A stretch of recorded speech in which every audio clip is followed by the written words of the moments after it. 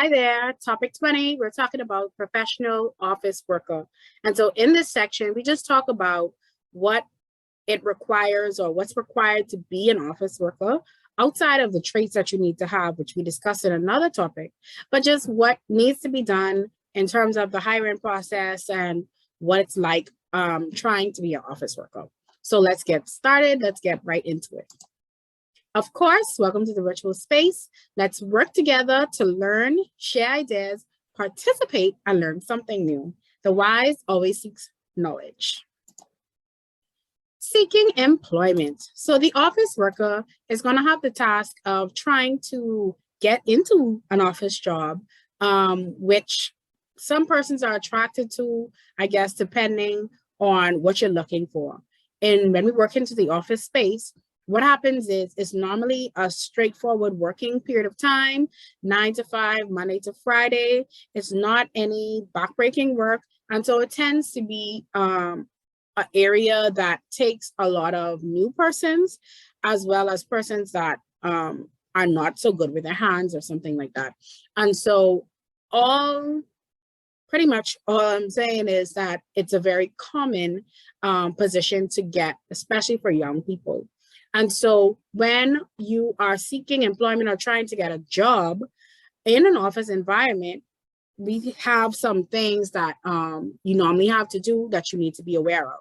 And so first things foremost, you need to actually be acquainted with and know the types of jobs that you want to consider. There are so many office jobs out there.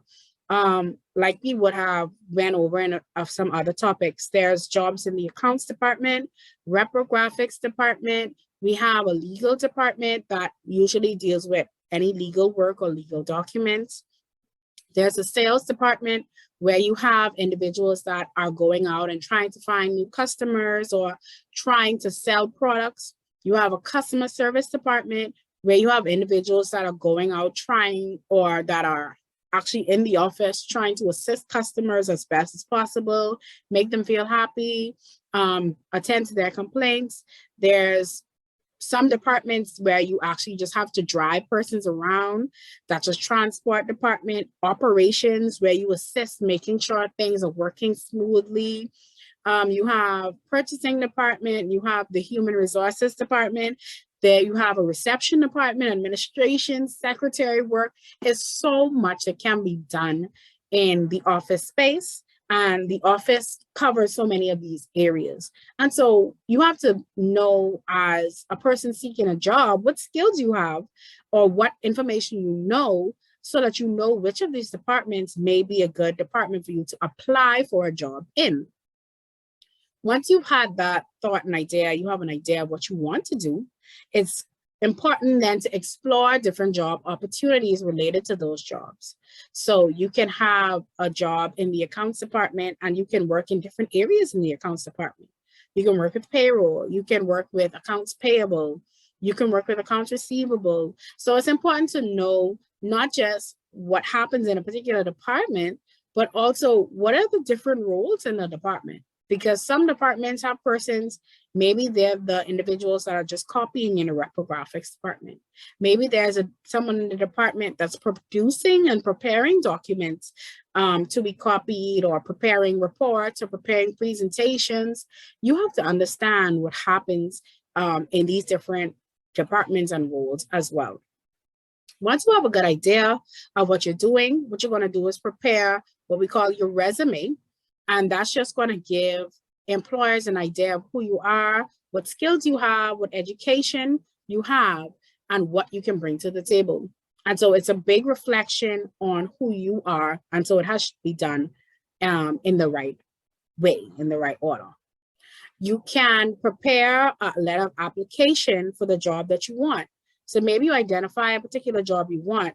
What's required or what is expected is going to be some type of cover letter or a letter that accompanies your resume, letting the person know that you're interested in a particular job. And so we'll talk about that as well. You send your resume and your letter of application to the companies that you're interested in. And then once you send it in, if they have an opening or if they're interested, they normally would call you back and ask you for an interview. And it's up to you if you want to accept the interview at the particular place or for the particular position or not. Then you accept it and you sit down and you go to them and you talk with them, and you wait to hear back from them. If you don't, then what happens is you need to follow up and find out, well, why didn't I hear back on the interview? Just to get some information, to find out if there's anything you needed to bring or anything else you needed to do. But if they do call you back, then it's up to you to accept the job, and then you are now hired. All of that is a process of seeking employment in an office position. On the screen, I have an example of a copy of a resume. And so this is a very important employment document. The main parts of your resume include having your personal information on there. That's your name, your address, how to contact you. You want to make sure you have email address, phone number on there so that if the person wants to hire you, they know where to call and they know where to find you. You normally put some type of job interest or objective, just letting them know, hey, I am interested in working in a retail company. I'm interested in working in an office position, letting them know what your interest is. You always have education information on there, letting them know how far you got in the education process. Are you a high school graduate? Are you a student? What degrees do you have? What certificates did you gain? When did you graduate from college? All of the information they want to know. And so normally you specify in date order what education you had. So you normally have your most recent education, whether you're still working on it or it was done years ago. You start from there and then you list going down from the top to the bottom. Here they have the name of the institution that they attended, the college, specifically that particular department, College of Design, College of Business, College of Science at the University of Minnesota. And then you state normally what you obtain, a bachelor's degree in what, or associate's degree in what, master's degree, PhD in what. Normally you can also put your GPA as well and your accomplishments underneath this particular program. And then of course you would put the period of time in which you actually had completed. If you're just out of high school, of course that means you're just going to put where you obtained your diploma or where you graduated from high school. Oftentimes, for a lot of persons, that's pretty much all they have. And so it starts with where you graduated from high school up to any education post-high school you would include there. You also have to include a big portion of it is going to be work experience. And so what you do is you list all of the places that you worked at or all of the positions that you've had. So I've seen resumes where a person may have worked at this one particular place for 10 years.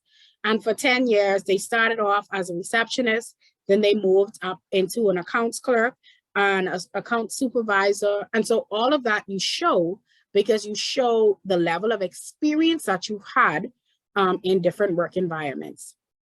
And so normally you start from your oldest work experience, go up, and just like education, your most current job, you would put in at the top of the work experience section.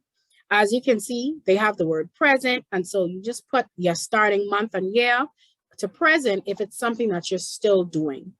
And so in these areas, you're going to say where you work and the position that you work under, and then give an idea of what you do, because that lets the person know what skills you have. Are you able to do cashing? Have you done prepared invoices and purchase orders before? That lets me know if you're suited for the position that you're hired for. And so you want to give as much information as possible just to let them know the skills that you gained working in these different work environments, okay? References as well are important. And so references are going to be persons that the business itself can actually call and contact on your behalf to find out about your character, to find out about who you are. And so that's really important to be included on your resume as well.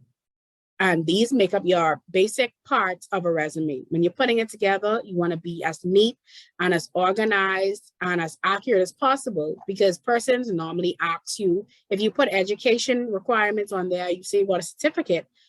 Later on, they may ask you, present me with that certificate. And so you want to be as truthful as possible. If it's a job or position that didn't provide any benefit, let's say you are only a messenger or something like that, and you're trying to apply for another job, well, maybe you don't need to put that on there. Or, you know, if it's a very short period of time, for a month or so, you don't need to add things like that on there. Only put experience that really matters. If you have gaps in between, be prepared to be asked for those things as well. This is an example of a letter of application. And so in this letter of application, what you're going to include in your first paragraph, you should say the reason for your letter. You want to apply for a particular position. You saw it in an ad. And so therefore you're interested in obtaining this particular job. You also want to say why you believe you're qualified for the position you're applying for. And you state that your resume is enclosed, ask for an interview, and then you try to keep your letter of application to a single page. In this job application letter, you want to follow through what you remember about a business letter, and just making sure that you include the different information, your salutation, your complimentary clause, all of that you're including in your application letter. Of course, this isn't in perfect format, but what I put it here for is just for the information in the body. Your body should say and state, hey, I'm interested, I have these skills, and I would like to have an interview. Please call me at this number or contact me at this number for an interview. And so oftentimes in the process of just looking for a job, these are the two main documents you're going to need. There are many places you can find a job application, whether it be somebody told you about an opening. You can find things in the newspaper. You can find things on Facebook nowadays, online. Just gives you an idea of where you go to search for jobs. There are even job websites that let you know about openings. And so all of these are places where you're going to go to find persons that are looking for individuals to fill a role. And so you would have your application letter and your resume prepared, and you would send it out to the different establishments, letting them know that you're interested. Like I said, once you say that you're interested, you show that you're interested, then they tend to request an interview. And of course, when you are invited to an interview, you want to do some things like make sure you're on time for that interview. You want to make sure you're appropriately dressed, be conservative, don't have extravagant hairstyles, cover up any tattoos. The similar tips to how you should dress in an office space is how you should dress for an interview. Modest, cover up, be as professional as possible. Even if they dress up in jeans and t-shirts at that work environment, you on the interview should not come as such. You should come dressed in your most appropriate business attire, because you want to make a good impression. You want to listen well. You want to come and have any questions prepared that can help you to understand a little bit more about the position. You want to come prepared to talk about yourself, talk about your experiences, and know when you would be available to actually start work. All of that you should know when you're applying and trying to get a job. Sometimes they're going to ask you to fill out an application form. And so that form is just going to say you're going to be putting in your personal information, and you should know your information, your address, your date of birth, your NIB number, your nationality, your education information, some of which comes right from your resume. But you just want to still know that information in the event that they are so pleased that they ask you to fill out a form, because sometimes some companies ask you to fill out a form if you're applying. Some companies ask you to fill out the form after they have decided that they want to hire you. And so at any point, just be prepared to fill out an application form. I've seen them ask you to fill these out actually in BGCSE past papers. So you want to be familiar with what's going to be asked and have a good idea of how to fill it out. Other documents talked about in the employment process is going to be things like an unsolicited letter, which is just going to be a letter that you send out to different companies inquiring or asking if they have any vacancies. And so it's similar to application letter, but it doesn't say that I want to apply for a specific job. It's asking, do you have any jobs that I can apply for? And these are the skills that I have. Maybe you have something that's available. You have reference letters that come from your references. It's a letter that is normally sent to the business by somebody else that's talking about your character, talking about who you are, and letting them know who you are so that you have the possibility of being hired by that individual. And so they often talk about academic and personal abilities vouching for you to the employer. You have the application follow-up letter, which can be sent after you applied and you heard no response, or after you did an interview and you heard no response. You could send a letter asking, well, hey, did you receive my application, or did the company make any decisions as yet as to the hiring of a person in this particular position? And so it just asks information. After you're hired, sometimes you may need to do something like a resignation letter, which lets the company know that you no longer are interested in working for the company. And so what you try to do is you try to, think of a bad news letter. You try to let them down easy and say, thank you for the opportunity. However, I no longer would like to be a part of the company, or I have found something else and I would like to resign officially as of this particular day. Thank you for the time that I've been here, and thank you for working with me, etc. Start off nice, end off nice, but let them know that you resign officially as of what particular day.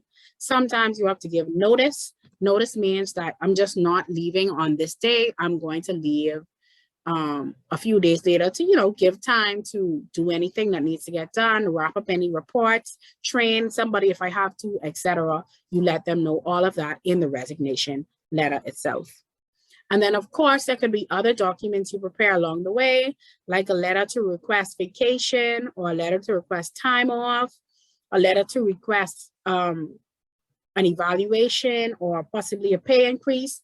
And you just have to be as professional as possible and get to the point, be direct, while being courteous, complete, correct, concise, and all of those 5 C's. They still apply there.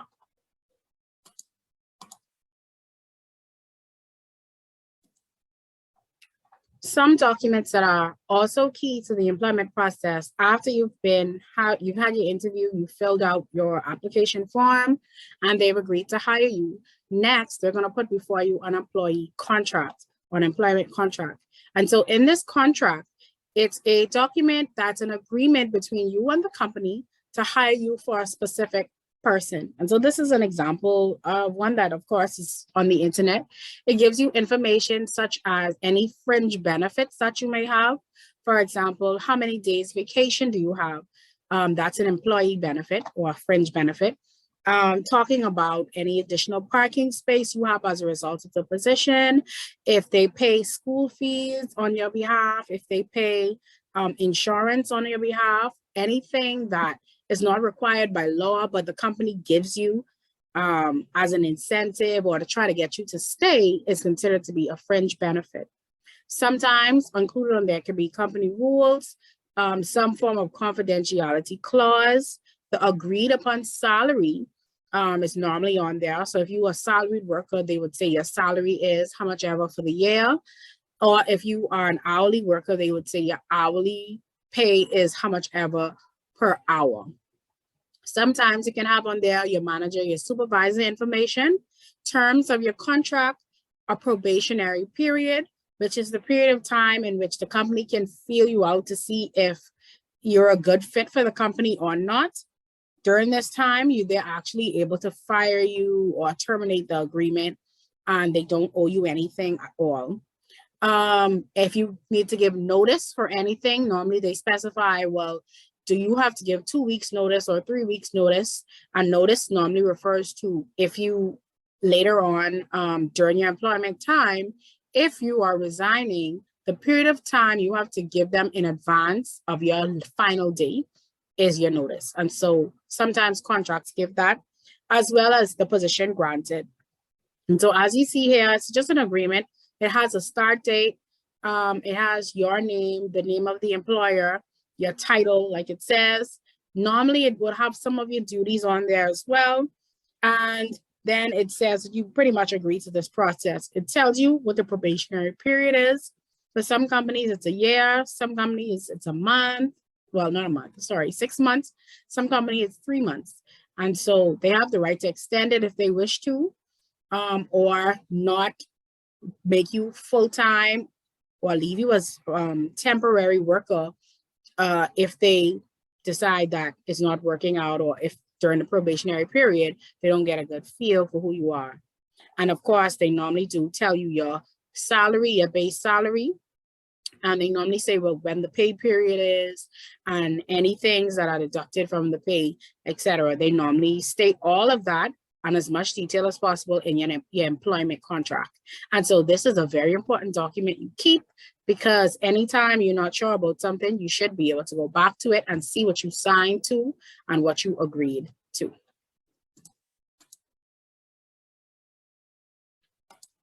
Next, we have a job description. And so in your job description, what tends to happen is they give you an idea, a brief description of what your job is, your tasks and what you're expected to do, the qualifications and requirements you're expected to have. It just gives a summary of all the tasks you're expected to do and you're in your position at that job.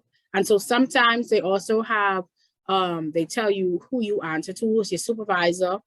It may not be a specific name because, you know, it may be an actual position. So maybe your supervisor is the accounts supervisor or the accounts manager or the filing clerk manager, something like that. But they give you an idea of what you're supposed to be doing. A lot of the things we talked about, the functions and those department and the tasks of the departments will be here. So for example, filing clerk, if you're coming in as a filing clerk, some of the tasks would be to ensure proper filing, to create files, to label files and follow the proper coding and proper indexing as implemented by the company. Things like that are going to be included in your job description. After you're hired, they have your contract, you sign everything off, you agree to be an employee. Next is going to be the training or orientation part of the job itself. Orientation is a form of training for first-time workers. And so what happens is you come into the office and they get you acquainted with everyone, as well as they get you acquainted with your working space and the tasks. They start to show you the tasks that they want you to do and explain it and help you to understand those tasks. And so that orientation is pretty important in the beginning and is normally done by the person that you're normally working under or working with. Of course, throughout the time at the office, you may have additional trainings that happen. And so as long as you're working in a company that is trying to grow and trying to make sure their staff grow, there are going to be some type of trainings, whether they be in-house, meaning that they're put on by your company itself in your company's building, or outside, where they bring somebody different and that maybe doesn't work for the company to train you. Companies often do a lot of training. And so it's important to pay attention in those trainings and learn from them, because all of them affect how you grow and how you move in the company. After a period of time, there are going to be evaluations that you're going to have. And these evaluations are just a means of looking at your performance in the company and determining if you're doing a good job, or if you need to even be recommended for a different position or recommended for a promotion. And so evaluations are pretty important and happen in just about every job, because nobody wants to keep staff that are not doing what they're supposed to be doing, that aren't doing a good job. And so therefore you are evaluated sometimes annually, sometimes regularly. And so therefore that's something that you can expect as you have an office position. After that point, you've been acclimated, you came into the business, you're working, and after some time, you're going to look for advancement. And so this is being able to climb up the corporate ladder. And so this is when your evaluations are so important, because evaluations and seeing the way that you're working in the work environment, how well you're progressing, all affect your advancement in the company. And so during the evaluation, they're going to consider things like the knowledge that you've gained in the job and the skills that you've gained outside of your job description, the quality of your performance and your work completed, your character. Are you showing initiative? Are you doing things no person's asking you to? Are you being ethical? Are you being a upstanding team member? Do you cooperate well? Do you work well with teams? Do you adapt easily to change?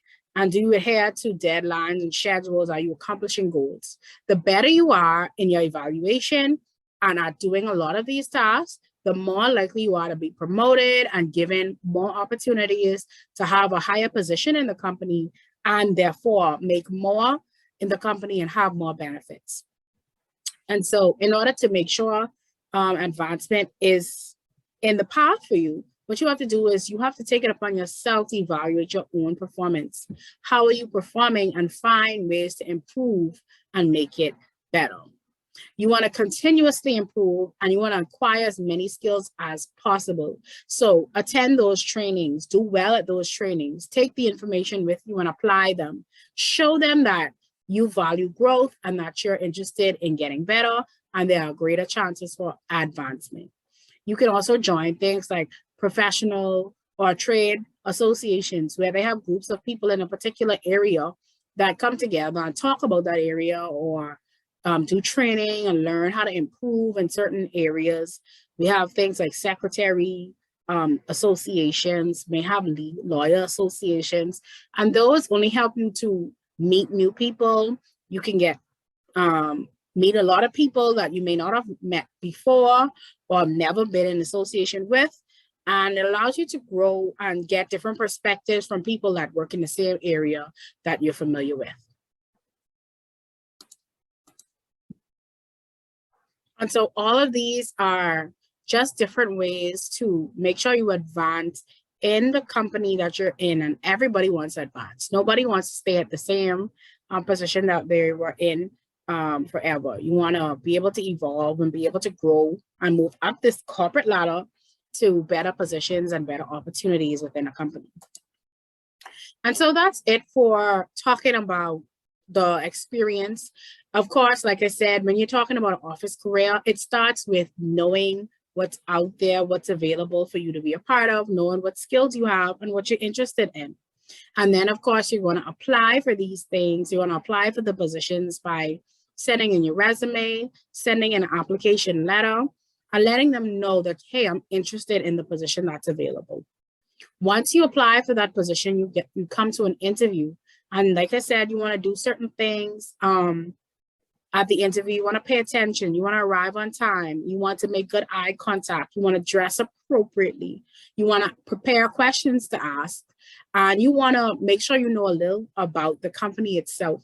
All of that makes it easier and leaves a lasting impression on your company, on the company that you're trying to be hired by.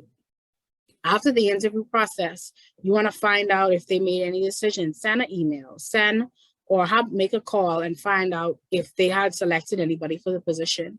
They'll let you know what's happening. If you've been asked back, most times they're going to ask you back maybe for a second interview, or they're going to present you with a contract and let you know exactly, this is what we're thinking. Your employee contract will show your job description and give you an idea of what you're supposed to be doing, how much they're willing to offer you as your regular pay. What benefits do you have as a result of being a part of this company and taking this position? All of which is going to be, you have to agree upon first before you begin working. Once you can agree, you're going to start work and be a part of some type of orientation training, getting you used to the work environment and what needs to be done. And from there on in, it's up to you to do your best foot forward, your best work, so that you get good evaluations and are able to travel up the corporate ladder. I hope this helps, and I hope this is good information. And whether it's in BGCSE or not, it's excellent information to know. I've seen them ask you to prepare application letters. I've seen them ask about the process and to define certain things. And I've also seen them ask to complete application forms. So just be prepared and know that they can come in any avenue in any of these topics, and you want to be as prepared as possible. Happy studying. Hi, Brenda here. I just want to take the time to say thank you for choosing this course. Thank you for choosing yourself and for preparing as you should for Office Procedures BGCSE. Look forward to more from me and Business Teacher Powell, and I look forward to seeing you in other classes. Bye.